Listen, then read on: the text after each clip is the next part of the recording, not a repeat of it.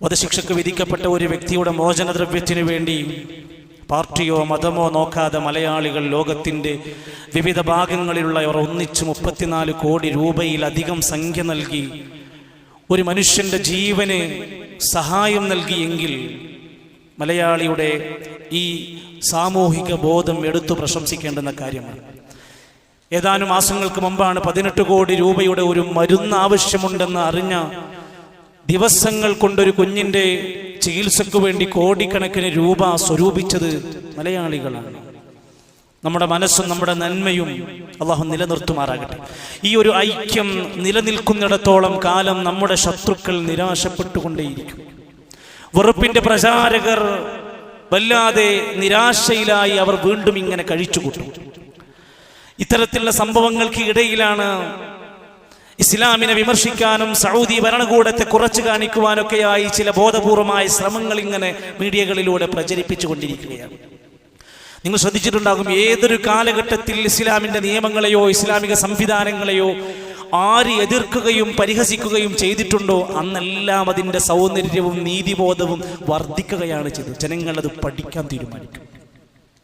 അതുകൊണ്ടാണ് ഇതൊരു വിശാലമായ വിഷയമാണ്. ഇസ്ലാമിലെ വധശിക്ഷ എന്ന സമ്പ്രദായത്തിൻ്റെ യഥാർത്ഥ വശങ്ങൾ പഠിക്കുന്നവർക്ക് വളരെ ഗഹനമായി മനസ്സിലാക്കാൻ സാധിക്കും.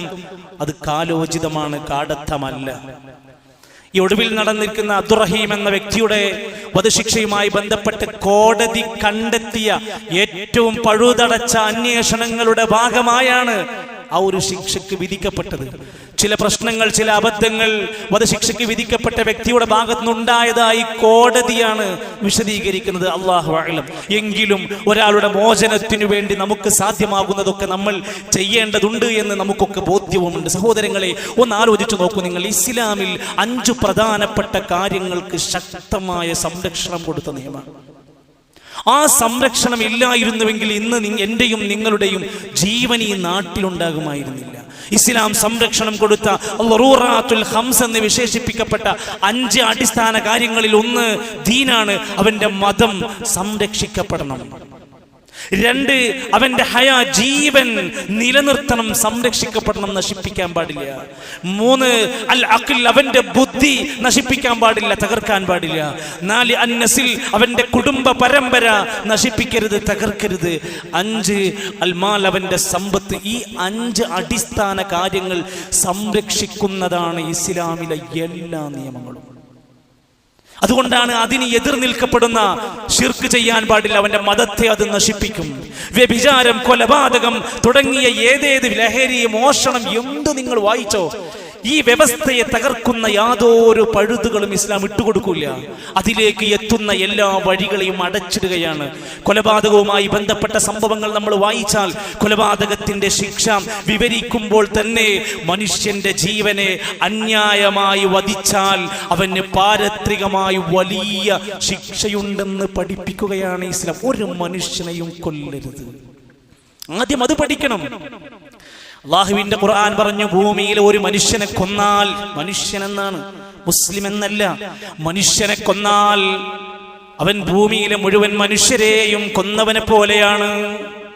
രാഷ്ട്രീയത്തിന്റെ പേരിൽ, മതത്തിന്റെ പേരിൽ, ദുരഭിമാനത്തിന്റെ പേരിൽ, പ്രണയത്തിന്റെ പേരിൽ, എന്തിൻ്റെയൊക്കെ പേരിലാണെങ്കിലും ശരി, ഒരു മനുഷ്യനെ കൊന്നാൽ അവൻ മുഴുവൻ മനുഷ്യരെയും കൊന്നവനെ പോലെയാണ്. വമൻ അഹ്യാഹാ, ഒരാളുടെ ജീവനെങ്ങാനും രക്ഷിച്ചാൽ ഫകഅന്നമാ അഹ്യന്നാസ ജമീആ, ഭൂമിയിലെ 700-800 കോടി മനുഷ്യരുടെ ജീവൻ രക്ഷിച്ചവന്റെ വിലയുണ്ട് ആ വ്യക്തിക്ക്. ഇത്രമാത്രം ഇസ്ലാം ഇത് പറയുന്നു. എന്നാൽ ഒരു മനുഷ്യനെ കൊല്ലുക, ജീവൻ നശിപ്പിക്കുക എന്ന പണി ചെയ്താലോ, വമയഖ്തുൽ മുഅ്മിന, ആരെങ്കിലും ഒരു മുഅ്മിനിനെ കൊന്നുകളഞ്ഞാൽ, മുതഅമ്മിദ, മനപൂർവ്വം അറിഞ്ഞുകൊണ്ട് കൊല്ലണമെന്ന് വിചാരിച്ചു ചെയ്താൽ, ഫജസാഉഹു ജഹന്നം, അവൻ നരകത്തിലാണ്, അവന്റെ പ്രതിഫലം നരകമാണ്. ഖാലിദൻ ഫീഹാ, അവൻ അതിൽ ശാശ്വതനാണ്. വഗളിബല്ലാഹു അലൈഹി, അല്ലാഹു അവനോട് കോപിച്ചിരിക്കുകയാണ്. വലഅനഹു, അല്ലാഹു അവനെ ശപിച്ചിരിക്കുകയാണ്. വഅദ്ദ ലഹു അദാബൻ അദീമാ, അവന് വമ്പിച്ച ശിക്ഷയാണ്. ഒരിക്കലും ഇസ്ലാമിലെ ഒരു നിയമത്തിലും വധിക്കാനും കൊല്ലാനുമുള്ള ഒരു പ്രേരണയും നൽകുന്നില്ല. എന്നിരുന്നാലും നമ്മുടെ നാടുകളിലൊക്കെ എത്രയോ കൊലപാതകങ്ങൾ ഇങ്ങനെ വ്യാപിച്ചും പരന്നുകൊണ്ടിരിക്കുകയാണ്. ദിവസങ്ങളും നമ്മൾ ഓരോ ദിവസങ്ങളും കേൾക്കുന്ന വാർത്തകളിൽ ഞെട്ടിക്കുന്ന വാർത്തകൾ നമ്മൾ കേട്ടുകൊണ്ടിരിക്കുകയാണ്. മറുഭാഗത്ത് ഒരു ജീവൻ രക്ഷിക്കാൻ വേണ്ടിയിട്ട് കഠിനാധ്വാനം ചെയ്യുന്ന എത്രയെത്ര മനുഷ്യരാണ്. ഇവിടെയാണ് ആലോചിച്ച് നോക്ക് നിങ്ങൾ. 2 ദിവസം മുമ്പ് റോഡിലൂടെ യാത്ര ചെയ്തുകൊണ്ടിരിക്കുന്ന 23 വയസ്സുള്ള ഒരു സഹോദരിയെ ഒരാൾ വന്നുകൊണ്ട് വാഹനം തടഞ്ഞ് കത്തികൊണ്ട് കുത്തിക്കൊല്ലുന്നു. അവസാനിച്ചില്ല, ആ മൃതശരീരം മരിച്ചു എന്നറിഞ്ഞിട്ട് പോലും തീയിട്ട് കത്തിച്ചു കളഞ്ഞു അവൻ. ഈ പ്രതിയെ പിടിക്കാൻ വേണ്ടി ചെന്ന സമയത്ത് പ്രതിയാണെങ്കിൽ വീട്ടിൽ ആത്മഹത്യ ചെയ്തിരിക്കുന്നു. പ്രണയപ്പകയാണ് പ്രിയപ്പെട്ടവരെ. ആലപ്പുഴ ജില്ലയിൽ അടുത്തൊരു സംഭവം നടന്നല്ലോ. സ്വന്തം മകൾ, 1 വയസ്സുള്ള സ്വന്തം മകളെ അമ്മ ശ്വാസം മുട്ടിച്ചു കൊന്നു. നമുക്കെന്ത് പറയാനുണ്ട്?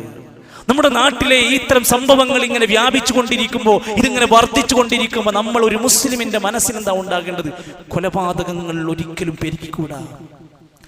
സല്ലല്ലാഹു അലൈഹി വസല്ലമ തങ്ങൾ പറഞ്ഞു, ഒരാൾ കൊന്നു കഴിഞ്ഞാൽ വധിക്കുന്നവനും വധിക്കപ്പെടുന്നവനും നരകത്തിലാണ്. അൽ ഖാതിലു വൽ മഖ്തൂലു ഫിന്നാർ. കൊല്ലുന്നവനും കൊല്ലപ്പെടുന്നവനും നരകത്തിലാണ്. സ്വഹാബത്ത് ചോദിക്കുകയാണ്, നബിയെ, കൊല്ലപ്പെട്ടവൻ എങ്ങനെയാ നരകത്തിലെത്തുന്നത്? ഇന്നഹു കാന ഹരീസൻ അലാ ഖത്ലി സാഹിബിഹി. അവനും തിരിച്ച് മറ്റവനെ കൊല്ലണമെന്ന് കൊതിച്ചവനാണ്. അങ്ങനെ കൊതിച്ചവനാണെങ്കിൽ, കൊല്ലണമെന്നൊന്നുമില്ല, തിരിച്ച് കൊല്ലണമെന്ന് കൊതിച്ചവനാണെങ്കിൽ അവനും സമമാണ് ആ വിഷയത്തിൽ. പ്രിയപ്പെട്ടവരെ, ഇസ്ലാമിന്റെ ചരിത്രം വായിച്ചു നോക്ക്. ലക്ഷക്കണക്കിന് സ്വഹാബത്തിനെ അണിനിരത്തിക്കൊണ്ട് അവിടുത്തെ അറഫാ ദിനത്തിന്റെ പ്രസംഗത്തിൽ നബി തങ്ങൾ പറഞ്ഞു, ഇന്ന ദിമാഅക്കും, നിങ്ങളുടെ രക്തം, വഅംവാലക്കും, നിങ്ങളുടെ സമ്പത്ത്, വഅറാലക്കും, നിങ്ങളുടെ അഭിമാനം, അലൈക്കും ഹറാമുൻ കഹുറുമതി യൗമിക്കും ഹാദാ. ഈ ദുൽഹിജ്ജയിലെ ശ്രേഷ്ഠമായ ദിനത്തിന്റെ പ്രത്യേകത പോലെ നിങ്ങളുടെ അഭിമാനത്തിനും ശരീരത്തിനും രക്തത്തിനും സമ്പത്തിനും പവിത്രതയുണ്ട്. അത് നശിപ്പിക്കരുത്. അഭിമാനത്തിന് പവിത്രതയുണ്ടെങ്കിൽ ജീവനെത്ര പവിത്രതയുണ്ട്.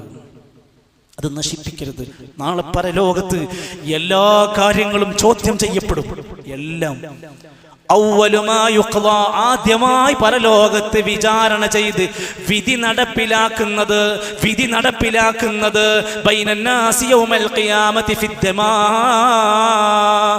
രക്തം ചിന്തിയ കൊലപാതകത്തിന്റെ കാര്യത്തിലായിരിക്കും വിചാരണ ചെയ്ത് കാര്യങ്ങൾ തീരുമാനിച്ച് വിധി നടപ്പിലാക്കുന്നത് കൊലപാതകത്തിന്റെ വിഷയത്തിലാണ്. എത്ര ഗൗരവത്തോടെയാണ് അത് കാണുന്നത്. എന്റെ സഹോദരങ്ങളെ, ഇസ്ലാമിന്റെ നിയമങ്ങളൊക്കെ കാടത്ത് നിയമങ്ങളാണെന്ന് പറയുന്നവർ ഇത് പഠിച്ചാൽ പെട്ടെന്ന് മനസ്സിലാക്കാൻ സാധിക്കും. ഇസ്ലാമിന്റെ നിയമങ്ങൾ ആരുണ്ടാക്കിയതാ? മനുഷ്യരല്ല. വമൻ അഹ്സനു മിനല്ലാഹി ഹുക്മൻ ലിഖൗമി യൂഖിനൂൻ. അല്ലാഹുവിനേക്കാൾ നിയമങ്ങൾ, വിധികൾ ഉണ്ടാക്കാൻ കഴിവുള്ളവൻ ആരാ ഉള്ളത്? അള്ളയാണ് ഇത് അവതരിപ്പിച്ചു തന്നിരിക്കുന്നത്. ഏത് കാലഘട്ടത്തിലാണ് ഈ നിയമങ്ങളെല്ലാം വന്നത്? പ്രതികാരദാഹികളായിരുന്ന ഒരു ജനതയുടെ മുമ്പിലാണ് ഈ നിയമങ്ങൾ വരുന്നത്. എന്തുമാത്രം പ്രതികാരം ചെയ്തിരുന്നവരായിരുന്നു അറിയോ? നബി സല്ലല്ലാഹു അലൈഹി വസല്ലമയുടെ കാലഘട്ടത്തിലുള്ള സംഭവങ്ങൾ ചരിത്രത്തിൽ രേഖപ്പെടുത്തിയ ഒരു ഗോത്രത്തിലെ ഒരു മനുഷ്യനെ കൊന്നിട്ട് ആ ഗോത്രത്തിലെ മുഴുവൻ മനുഷ്യരെ കൊന്ന സംഭവം ഉണ്ടായിട്ടുണ്ട്. ഒരൊറ്റ മനുഷ്യനെ കൊന്നതിന്റെ പേരിൽ ജാഹിലിയ കാലത്ത് ദേഷ്യവും പ്രതികാരവും കാരണം ആ ഗോത്രം ഒന്നടങ്കം കൊന്നുകളഞ്ഞവരുടെ കൂട്ടത്തിലേക്കാണ് ഇസ്ലാമിലെ ശിക്ഷാ നടപടികളെ കൊണ്ടുവന്നവരോട് പഠിപ്പിക്കുന്നത്. അരുത്, നിങ്ങൾ ഈ കൊലപാതകങ്ങൾ അധികരിപ്പിക്കരുത്.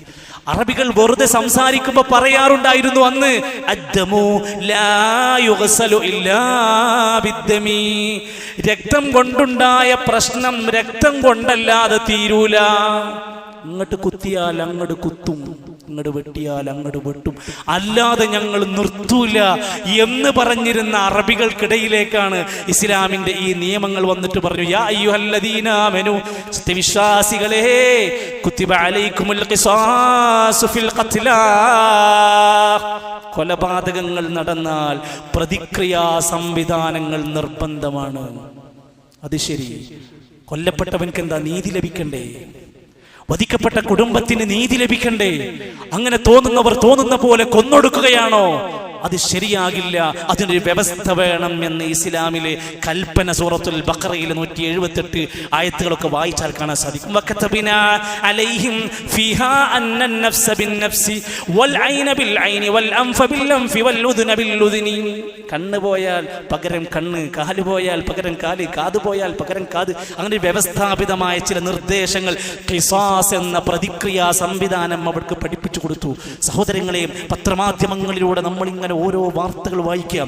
കുറ്റവാളികളായ ആളുകൾ, അർഹിക്കപ്പെട്ട ആളുകൾ ശിക്ഷ ലഭിക്കാതെ രക്ഷപ്പെട്ടു പോകുമ്പോൾ കൊല ചെയ്യപ്പെട്ടവരുടെ ബന്ധുക്കൾ കണ്ണുനീരുകൾ കൊണ്ട് കരയുന്ന വാർത്തകൾ നമ്മൾ കാണുകയാണ്. ഇന്ന കൊലപാതകത്തിലെ പ്രതികളെ വെറുതെ വിട്ടിരിക്കുന്നു. ആർക്കും പ്രശ്നമില്ല, ആർക്കും കാടത്ത നിയമമില്ല, ആർക്കും പരാതിയില്ല. വെറുതെ വിട്ടിരിക്കുന്ന വാർത്തകൾ നമ്മൾ എത്ര സംഭവങ്ങളാണ് വേർത്തുകൊണ്ടിരിക്കുന്നത്. ഇസ്ലാം ഇവിടെയാണ്. ഇസ്ലാമിന്റെ ശിക്ഷാ നിയമങ്ങൾ മികച്ചു നിൽക്കാനുള്ള കാരണം ഇതാണ്. ഓരോ കൊലപാതകങ്ങളെയും നിങ്ങൾ വായിക്കൂ. ഒന്നുകിൽ കൊലപാതകങ്ങൾ അറിയാതെ സംഭവിച്ചതായിരിക്കാം. മൃഗങ്ങളെ വേട്ടയാടാൻ പോയി, വേട്ടക്ക് വെക്കുന്നതിനിടയിൽ മറ്റൊരാളുടെ മേലെ കൊണ്ട് അയാൾ അറിയാതെ സംഭവിച്ചതാണ്. രണ്ടാമത്തേത് ചിലപ്പോൾ ഒരു മനഃപൂർവ്വമല്ല എങ്കിലും സാദൃശ്യം തോന്നാനുള്ള സാധ്യതകളുണ്ട്. രണ്ടുപേർ തമ്മിൽ അടിപിടി കൂടി ഒരാളെ അങ്ങ് പിടിച്ചു വെക്കാൻ വേണ്ടിയിട്ട് ഒന്നിന് മാറ്റി നിർത്തിയപ്പോൾ അയാൾ അങ്ങ് വീണ് അയാൾ അങ്ങോട്ട് മരിച്ചു. ഒരു സാദൃശ്യം ഉണ്ടാകാനുള്ള സാധ്യത മനഃപൂർവ്വമല്ലെങ്കിലും. ഇത്തരം സംഭവങ്ങൾ വന്നാൽ പോലും അവർ കഫാറത്ത് ചെയ്യണം. മരണപ്പെട്ടവരുടെ ബന്ധുക്കൾക്ക് ദിയ കൊടുക്കണം. കൃത്യമായി ഹദീസിൽ പഠിപ്പിച്ചിട്ടുണ്ട്. അതല്ലെങ്കിൽ മൂന്നാമത്തെ ഒന്നുണ്ട്, മനഃപൂർവമായി ഒരാളെ വധിക്കുക എന്ന സംഭവം. അവിടെയാണ് ചർച്ച വരുന്നത്. ഞാനിത് ഇങ്ങനെ നമ്മളോട് പറഞ്ഞില്ലെങ്കിൽ നമ്മളിൽ തന്നെ ആളുകൾക്ക് തെറ്റിദ്ധാരണകൾ വരാതിരിക്കാൻ വേണ്ടിയാണ്, ഇസ്ലാമിലെ നിയമങ്ങളിൽ എന്തോ പ്രശ്നമുണ്ടോ എന്ന് തോന്നാതിരിക്കാൻ വേണ്ടിയാണ് പറയുന്നത്. അങ്ങനെ ഒരാളെ മനഃപൂർവമായി വധിക്കപ്പെട്ട് കഴിഞ്ഞ് കുറ്റം തെളിയിച്ചു കഴിഞ്ഞാൽ 3 തരത്തിൽ അയാൾ ശിക്ഷിക്കപ്പെടും ഇസ്ലാമിക ഭരണകൂടത്തിന്റെ കീഴിൽ. 1, വധശിക്ഷ തന്നെയാണ്. 2, അയാൾ കൃത്യമായി മോചനദ്രവ്യം നൽകി, ദിയ നൽകി, ആവശ്യപ്പെട്ട സംഖ്യ നൽകി അയാൾ രക്ഷപ്പെടാനുള്ള രണ്ടാമത്തൊരു മാർഗമുണ്ട്. 3, ബന്ധിക്കപ്പെട്ടവന്റെ ബന്ധുക്കൾ ഞങ്ങൾക്കൊന്നും വേണ്ട, ഞങ്ങൾ മാപ്പ് നൽകിയിരിക്കുന്നു, പ്രതിക്കുക എന്നൊരൊറ്റ വാക്ക് കോടതിയിൽ എഴുതി കൊടുത്താൽ അവർക്ക് മോചനമുണ്ട്. എന്താ ഇതൊന്നും ചർച്ച ചെയ്യാത്തത്? എന്താ ഇതൊന്നും മിണ്ടാത്തത്? വധശിക്ഷ മാത്രം എന്തുകൊണ്ടാണ് ചർച്ച ചെയ്യുന്നത്? കാരണങ്ങളുണ്ട്. അവിടെ ഇസ്ലാമിനെ കുറിച്ചുള്ള ഭയമുണ്ടാക്കണം, ഇസ്ലാമിക നിയമങ്ങളെ തെറ്റിദ്ധരിപ്പിക്കണം. സുഹൃത്തുക്കളെ, ഒരാൾ വധിക്കപ്പെട്ട് കഴിഞ്ഞാൽ അവിടെ പിന്നീട് ഈ വിഷയം ചർച്ചയിൽ കോടതിയിലേക്ക് വന്നാൽ ഇവിടെ എന്ത് തീരുമാനിക്കണമെന്നതിൻ്റെ ശക്തമായ അധികാരം വധിക്കപ്പെട്ടയാളുടെ ബന്ധുക്കൾക്കാണ്. കാരണം നഷ്ടം സംഭവിച്ചത് അവർക്ക്. ആരെങ്കിലും അന്യായമായി വധിക്കപ്പെട്ടാൽ അവന്റെ വലിയനാണ് പിന്നീട് അധികാരമുള്ളത്. നിങ്ങൾ ഒരിക്കലും കൊലപാതകത്തിൽ അതിരുവിട്ടു പോകല്ലേ. ഇന്നഹു കാന മൻസൂറാ. സൂറത്തുൽ ഇസ്രാ നിയമം പഠിപ്പിച്ചു തരുന്നുണ്ട്. ഇനി അങ്ങനെ ഒരു സംഭവം നടന്നാൽ തന്നെയും വധിക്കപ്പെട്ടവരുടെ ബന്ധുക്കളോട് ഖുർആൻ പറഞ്ഞു, നിങ്ങൾ സാധ്യമാകുമെങ്കിൽ ആ പ്രതിക്ക് മാപ്പ് കൊടുക്കണം, പരമാവധി നിങ്ങൾ അവർക്ക് വിട്ടുവീഴ്ച കൊടുക്കണം. ഇത്രമാത്രം പഠിപ്പിച്ചു. ഫമൻ ഉഫിയ ലഹു മിൻ അഖീഹി ശൈഉൻ ഫത്തിബാഉൻ ബിൽ മഅറൂഫ്. വളരെ മര്യാദയോടെ മാന്യമായി നിങ്ങൾ അയാൾക്ക് മാപ്പ് കൊടുക്കണം. വഅദാഉൻ ഇലൈഹി ബിഇഹ്സാൻ. അയാൾക്കും നിങ്ങൾ നന്മയുണ്ടാക്കണം. ദാലിക തഖ്ഫീഫും മിർ റബ്ബിക്കും വറഹ്മ. അതൊക്കെ അല്ലാഹ് നടപ്പിലാക്കുന്ന ഇളവുകളാണ്, അല്ലാഹ് നടപ്പിലാക്കുന്ന ചില റഹ്മത്തുകളാണ്. നമ്മുടെ ആളെങ്കിലും പോയി അയാളും അയാളുടെ കുടുംബെങ്കിലും ജീവൻ രക്ഷപ്പെടട്ടെ എന്ന് വിചാരിച്ചൊരു മാപ്പ് കൊടുക്കാൻ കഴിയുമെങ്കിൽ അത് നിങ്ങൾക്ക് ചെയ്യലാണ് നല്ലത്. കൃത്യമായി കൊണ്ട് അതിന് ദിയ സംഖ്യ നിശ്ചയിച്ചിട്ടുണ്ട്. അതിൽ കൂടുതൽ ആവശ്യപ്പെടാൻ മുസാലഹ എന്ന് പറയുന്ന സംവിധാനമുണ്ട്. ഇങ്ങനെ എല്ലാമുള്ള ഇസ്ലാമിക നിയമങ്ങൾ അവിടെ ലഭിക്കപ്പെടുമ്പോൾ ഒരു സഹോദരൻ എന്ന നിലയ്ക്ക് നമ്മളൊക്കെ മനസ്സിലാക്കേണ്ടതുണ്ട്, ആ നിയമങ്ങൾക്ക് യാതൊരു പ്രശ്നങ്ങളുമില്ല. കൊല്ലപ്പെട്ട വ്യക്തിയുടെ ഉത്തരവാദിത്തപ്പെട്ടവർ എല്ലാവരും വധശിക്ഷയിൽ യോജിക്കുകയാണെങ്കിൽ അവിടെ നടക്കും. അതിൽ ബന്ധുക്കളിൽ ഒരാൾ വന്ന് പറയാണ്, ഞാൻ അംഗീകരിക്കുന്നില്ല, ഞാൻ മാപ്പ് കൊടുക്കുകയാണ് എന്ന് പറഞ്ഞാൽ അത് നടക്കൂല. അത്രമാത്രം അവിടെ അതെങ്ങനെയെങ്കിലും രക്ഷപ്പെടാൻ വേണ്ടിയാണ്. മുആവിയ റളിയല്ലാഹുവിന്റെ കാലഘട്ടത്തിൽ ഹുദ്ബത്ത് ബിൻ ഖുശ്റം എന്ന് പറയുന്ന ആൾക്ക് വധശിക്ഷയ്ക്ക് വിധിക്കപ്പെട്ടു. അങ്ങനെ കൊല്ലപ്പെട്ട വ്യക്തിയുടെ മകൻ അന്ന് പ്രായപൂർത്തിയായിട്ടില്ല. ഇനി അവനെങ്കിലും മാപ്പ് കൊടുക്കുകയാണെങ്കിലോ എന്ന് വിചാരിച്ചു. പ്രായപൂർത്തിയാകാത്തൊരു മകനുണ്ട് എന്നറിഞ്ഞപ്പോൾ അന്നത്തെ കോടതി വിധിച്ചു അദ്ദേഹത്തെ പ്രതിയെ തടവിൽ വെക്കാൻ തീരുമാനിച്ചു. ആ മകൻ പ്രായപൂർത്തിയായിട്ട് അവന്റെ അഭിപ്രായം കൂടി ശേഖരിച്ചിട്ട് മതി വധശിക്ഷ നടപ്പിലാക്കാം. അഥവാ എങ്ങനെയെങ്കിലും അവരെ രക്ഷപ്പെടുത്താൻ സാധ്യമാകുമോ എന്ന്. എന്നാൽ മനഃപൂർവ്വം അറിഞ്ഞുകൊണ്ട് ഏതെങ്കിലും നിലക്ക് ഇത്തരം കുറ്റകൃത്യങ്ങളിൽ ഇടപെടുന്നവർ ഒരാളാണെങ്കിലും ഒരു സംഘമാണെങ്കിലും അവരെ ശിക്ഷിക്കണമെന്നത് ഇസ്ലാമിന്റെ കാഴ്ചപ്പാടാണ്. മഹാനായ ഇബ്നു ഉമർ റളിയല്ലാഹു അൻഹുവിന്റെ കാലഘട്ടത്തിൽ അന്ന ഗുലാമൻ ഖുതില ഗീലതൻ ഇബ്നു ഉമർ റളിയല്ലാഹു അൻഹുമാ രേഖപ്പെടുത്തുകയാണ്, ഒരു ചതിപ്രയോഗത്തിലൂടെ 4-5 ആളുകൾ ചേർന്നുകൊണ്ട് ഒരു കുട്ടിയെ കൊന്നുകളഞ്ഞു. ഫഖാല ഉമർ റളിയല്ലാഹു അൻഹു ഈ വാർത്ത കേട്ടപ്പോൾ ഉമർ റളിയല്ലാഹു അൻഹു പറഞ്ഞു, ലൗ ഇസ്തറക ഫീഹാ അഹ്ലു സൻആ, ആ നാട്ടിലെ സൻആ എന്ന പ്രദേശത്തിലെ എല്ലാവരും അതിൽ പങ്കാളിയായിട്ടുണ്ടെങ്കിലും ലഖതൽതുഹും, ഞാൻ അവരെ എല്ലാവരെയും വധിക്കുമായിരുന്നു. ഒരാളും വിടൂല. കൂട്ടമായി ചെയ്ത അക്രമമാണോ കൂട്ടമായ ശിക്ഷയുണ്ടായിരിക്കും. അത്ര വ്യവസ്ഥാപിതമായി കൊണ്ട് ഇസ്ലാം ഇത് പഠിപ്പിക്കുന്നത്. ഇസ്ലാമിന്റെ ഈ പ്രതികാര നടപടികൾ ഒരിക്കലും കാടത്തും പഠിപ്പിക്കാനല്ല, ആശ്വാസമുണ്ടാകാൻ വേണ്ടിയാണ്. വലക്കും ഫിൽ ഖിസാസി ഹയാത്തുൻ യാ ഉലിൽ അൽബാബ് ലഅല്ലക്കും തത്തഖൂൻ. ഇത്തരത്തിലുള്ള പ്രതികാര നടപടികൾ സ്വീകരിക്കുന്നത് നിങ്ങളുടെ ജീവിതത്തിന്റെ നിലനിൽപ്പിന് വേണ്ടിയാണ്. തഖ്വ പാലിക്കുന്ന ആളുകളെ, ബുദ്ധിമാന്മാരെ, നിങ്ങൾക്കിതിൽ ഗുണപാഠങ്ങളുണ്ട്. അപ്പോഴും ആളുകൾ ചോദിക്കണം, എന്നാലും എന്തിനാണ് ഇങ്ങനെ പരസ്യമായി വധശിക്ഷയ്ക്ക് വിധേയമാക്കുന്നത്? ആളുകൾ അടുത്ത വിഷയം അതാണ്, പരസ്യമായിട്ട് വധശിക്ഷയ്ക്ക് വിധിക്കപ്പെടുക. എൻ്റെ സുഹൃത്തുക്കളെ, ദിനേന എത്രയോ കൊലപാതക വാർത്തകൾ വായിച്ച് അതിനൊന്നും ഒരു തുമ്പുമില്ലാതെ പ്രതികൾ സുഖമായി ജീവിച്ചു പോകുന്നു. അപ്പോഴെന്താ ആർക്കും ഒരു പരാതി വരാത്തത്? അവിടെയാണ് നമ്മൾ ആലോചിക്കേണ്ടത്. ഈ ഇസ്ലാം വിരോധം നമ്മൾ അവസാനിപ്പിക്കണം. ഖിസാസുമായി ബന്ധപ്പെട്ട ഈ ആയത്ത് വിശദീകരിച്ചുകൊണ്ട് അബുൽ ആലിയ റഹിമഹുല്ല പറഞ്ഞൊരു വാക്കുണ്ട്, ജഅലല്ലാഹുൽ ഖിസാസ ഹയാതൻ. ഇത്തരത്തിൽ ഇസ്ലാമിലെ നിയമവിധികൾ നിങ്ങൾക്ക് പ്രതികാര നടപടി തന്നത് ഇതിനെ ഒരു ജീവിതമാക്കിയിരിക്കുകയാണ്, ഒരു നല്ല ഒരു നടപടിക്രമാക്കിയത്. ഫകം മിൻ റജുലിൻ യുരീദു അൻ യഖ്തുൽ, ആരെയെങ്കിലും കൊല്ലാൻ ഉദ്ദേശിക്കുന്നുണ്ടെങ്കിൽ ഫതംനഉഹു മഖാഫതൻ അൻ യുഖ്തല, കൊല്ലുക എന്ന പ്രവർത്തനത്തിൽ നിന്ന് ഈ ശിക്ഷ കാണുമ്പോൾ അയാൾ മാറി നിൽക്കാൻ വേണ്ടിയാണ്. സമൂഹത്തിന് ഗുണപാഠമാണ്. ഞാനിത് ചെയ്താൽ ഞാൻ കുറ്റക്കാരനാണ്, ഞാനും ഇതുപോലെയാകും. ഇത് യാതൊരു കൂസലുമില്ലാതെ എല്ലാ പ്രതികളും സുഖിച്ച് ജീവിച്ച് നാട്ടിലൂടെ ഇറങ്ങി നടക്കുമ്പോൾ നിയമങ്ങൾക്ക് വിലയില്ലാതെയാകുന്നു, ജീവനുകൾ വിലയില്ലാതെയാകുന്ന കാലഘട്ടത്തിൽ ഇസ്ലാം എന്നും അന്യൂനമായ അതിൻ്റെ ദർശനത്തെ സമൂഹത്തിന് മുമ്പിൽ പഠിക്കാൻ തുറന്നിട്ട് കൊടുക്കുകയാണ്. ഒന്ന് മനസ്സ് തുറന്ന് വായിച്ചാൽ നമുക്ക് ബോധ്യപ്പെടും, ഒരു സമുദായത്തിൽ, ഒരു നാടിൻ്റെ നിലനിൽപ്പിന് വളരെ ഗുണകരമായ സമീപനമാണ് ഈ വിഷയത്തിലുള്ളത്. എന്നിരുന്നാലും നമ്മൾ ശ്രദ്ധിക്കുക, യാതൊരു അക്രമങ്ങൾക്കും അനീതികൾക്കും ഇസ്ലാമിലെ യാതൊരു നിയമങ്ങളും സഹകരിക്കുന്നില്ലെന്ന് വീണ്ടും വീണ്ടും നമ്മൾ ഓർമ്മപ്പെടുത്തുകയാണ്. അല്ലാഹു സുബ്ഹാനഹു വ തആല ദീനിയായ കാര്യങ്ങളിൽ നമുക്ക് കൂടുതലായി പഠിക്കാനും മനസ്സിലാക്കാനും വലിയ അറിവോടുകൂടി ജനങ്ങൾക്കിടയിൽ സംവദിക്കാനും ഒക്കെയുള്ള താക്കത്ത് അല്ലാഹു പ്രദാനം ചെയ്യുമാറാകട്ടെ.